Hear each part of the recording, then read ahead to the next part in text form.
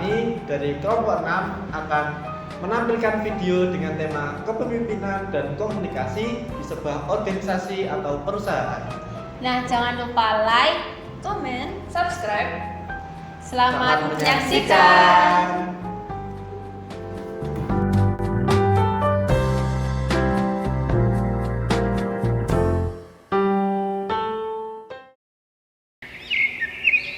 Pagi ini, gedung perusahaan mulai dipenuhi karyawan yang datang satu persatu, membawa semangat pagi untuk memulai aktivitas.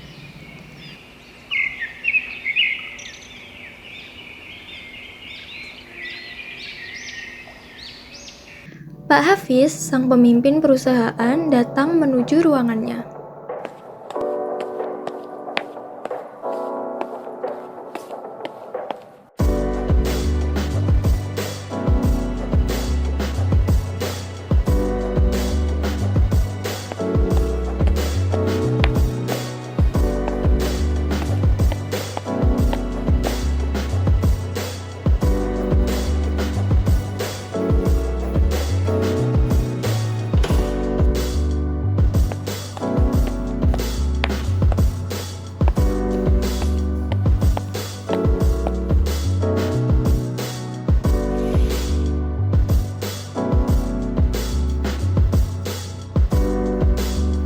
Pak Hafiz membuka laptopnya untuk menghubungi karyawannya melalui email. Pak Hafiz ingin membahas proyek besar yang akan diluncurkan oleh perusahaan. Para karyawan bersemangat memasuki ruang rapat.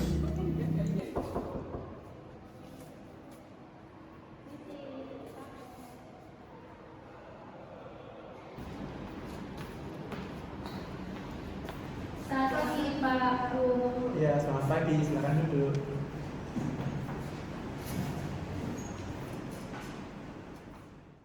Selamat pagi semuanya. Pagi, Pak. Hari ini saya memanggil kalian, kita akan membahas tentang proyek besar kita. Proyek besar kita ini akan membawa perusahaan kita ke kancah global. Nah, saya percaya dengan keahlian tim kita bahwa kalian bisa membuat produk yang luar biasa. Sebelum itu, kita lihat gambaran umum produk kita oleh Bu Ana, sang project manager kita. Baik, silakan Bu Ana untuk menjelaskan produk inovatif kita. Baik, Pak. Baik, terima kasih Pak Hafiz. Selamat pagi semua. Jadi proyek ini adalah kesempatan besar bagi kita. Jadi kita akan meluncurkan proyek inovasi yang mana ini tuh akan membawa perusahaan kita ke tingkat yang lebih tinggi. Dengan kerjasama dan komitmen dari semua pihak, saya yakin proyek kita ini bisa tercapai dalam 3 bulan ke depan.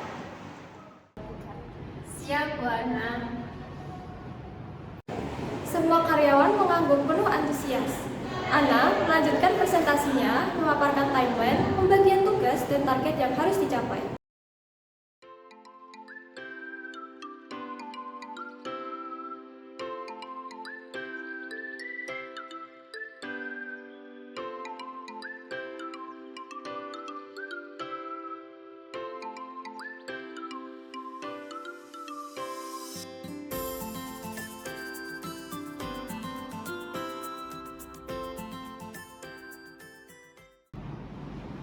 Luar biasa Bu Ana, terima kasih atas presentasinya. Mari kita beri aplaus. Silakan duduk Bu Ana.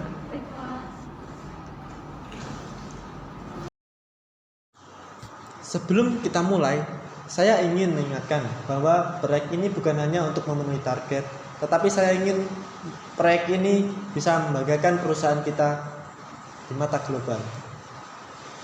Produk ini bisa menjadi identitas baru perusahaan kita. Jadi, mari kita berikan yang terbaik. Jangan ragu untuk berbagi ide, sampaikan jika ada kendala, dan ingat, kita adalah tim yang solid. Baik, Pak. Baik, saya kira sudah cukup untuk rapat hari ini.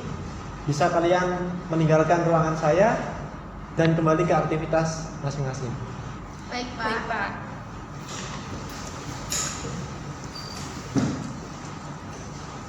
Mari, Pak. Ya.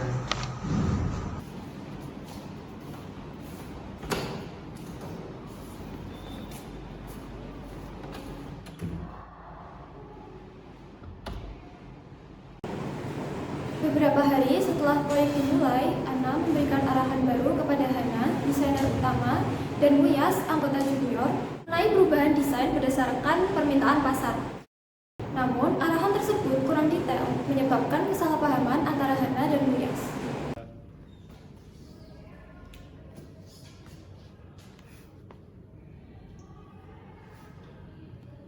Halo,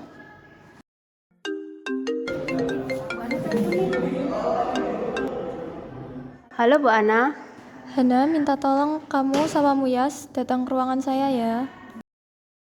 baik Bu, saya sama Muyas ke ruangan Ibu sekarang. Oke, saya tunggu. Ya, baik Bu.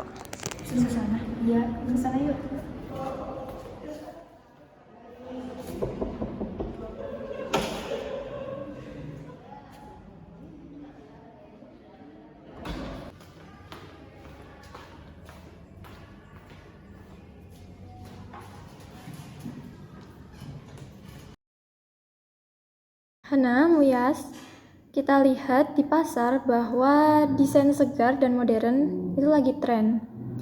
Tapi, saya minta tetap mempertahankan elemen utama branding perusahaan. Pastikan produknya mencerminkan perusahaan kita ya. Lebih segar dan modern, maksudnya bagaimana Bu? Apakah ada referensi tertentu yang mereka inginkan? Pokoknya buat lebih menarik. Saya yakin kalian bisa menyesuaikan. Saya akan cek hasilnya nanti. Baik Bu. Setelah arahan tersebut, Hana dan Muyas mulai bekerja, tetapi pemahaman mereka tentang instruksi berbeda.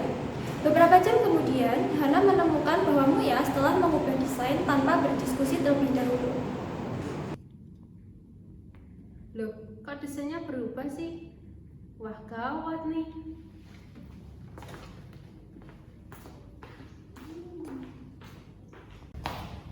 Muyas, kenapa kamu buat desain ini? Kan aku udah bilang dari awal, bagian ini harus sesuai dengan desain awal. Tapi kata Bu Ana harus disesuaikan dengan permintaan pasar, Kak. Saya hanya mengikuti instruksi. Kalau ada perubahan tuh bilang dulu sama aku. Sekarang semua jadi berantakan kan? Saya tidak bermaksud bermasalah, Kak. Maaf. Kacau kamu.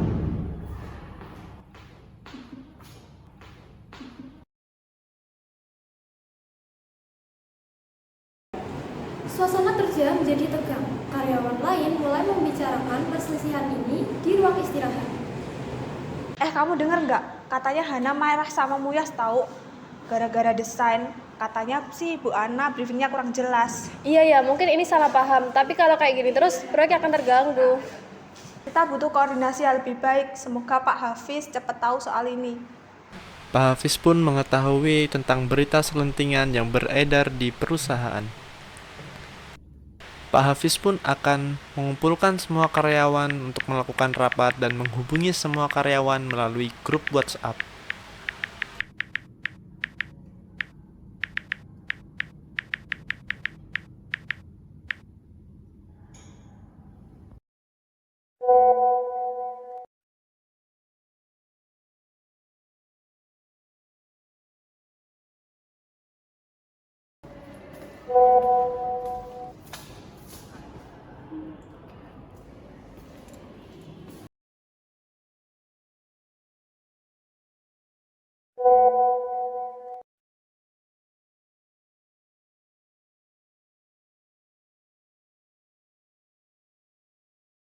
Kalian saya panggil di sini karena saya mendengar kalau ada masalah komunikasi di tim kita. Yuk, mari kita bahas bersama. Hana, Muyas, bisa kalian jelaskan apa yang terjadi? Pak, saya merasa Muyas sering mengubah desain tanpa berdiskusi dulu dengan kita, Pak. Itu mengganggu proses kerja saya, Pak. Tapi saya hanya mengikuti instruksi dari Bu Ana, Pak. Arahan yang saya terima itu kurang jelas. Jadi saya hanya mencoba untuk menyesuaikan. Terima kasih atas keterbukaan kalian. Saya paham, ini bukan kesalahan satu pihak saja.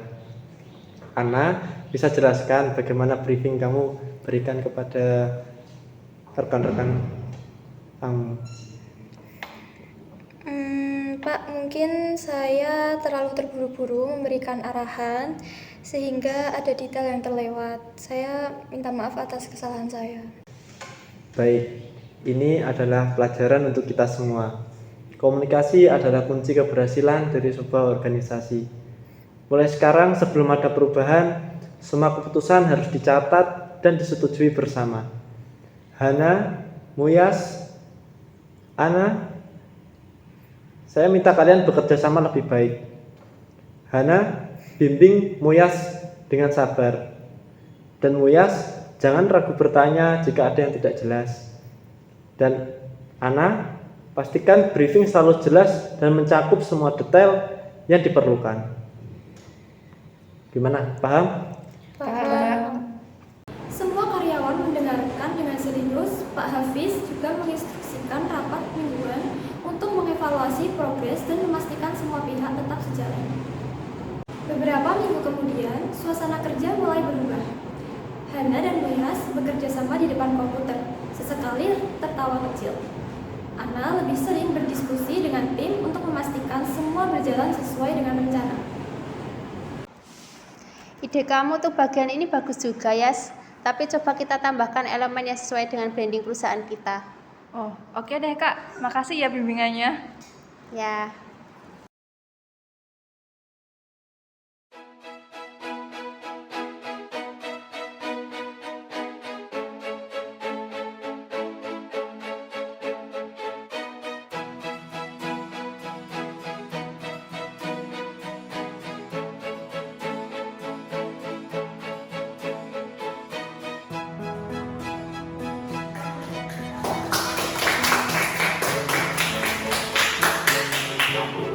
Luar biasa. Saya tidak sabar melihat produk ini di pasaran. Pesan moral yang bisa kita ambil dari cerita ini yaitu komunikasi yang baik dan kepemimpinan yang bijak adalah kunci keberhasilan baik dalam pekerjaan maupun kehidupan sehari-hari. Pada adegan pertama, yaitu diadakannya rapat antara atasan dan karyawan, di mana adegan tersebut menunjukkan adanya komunikasi ke arah bawah. Komunikasi ke arah bawah merupakan komunikasi yang menuju level organisasi lebih rendah, yaitu seperti komunikasi antara atasan dan karyawannya pada adegan rapat tadi. Selain itu, komunikasi yang kita pakai adalah komunikasi roda. Dalam sebuah perusahaan adalah cara komunikasi di mana sebuah informasi atau arahan penting berasal dari satu titik pusat seperti roda tengah dan disebarkan ke seluruh bagian atau departemen di perusahaan. Ibaratnya seperti roda sepeda di mana semua bagian lainnya terhubung dengan pusatnya. Pada model ini, biasanya ada satu orang atau kelompok yang bertanggung jawab untuk menyampaikan informasi ke semua orang di perusahaan. Sementara orang-orang di luar titik pusat akan menerima dan mengikuti arahan tersebut. Pada adegan kedua, terjadinya hambatan komunikasi, yaitu miskomunikasi antara Bu Ana dengan Hana dan Muyas, membuat adanya gosip di perusahaan. Bentuk komunikasi informal yang melibatkan penyebaran informasi atau kabar yang belum tentu benar atau terverifikasi.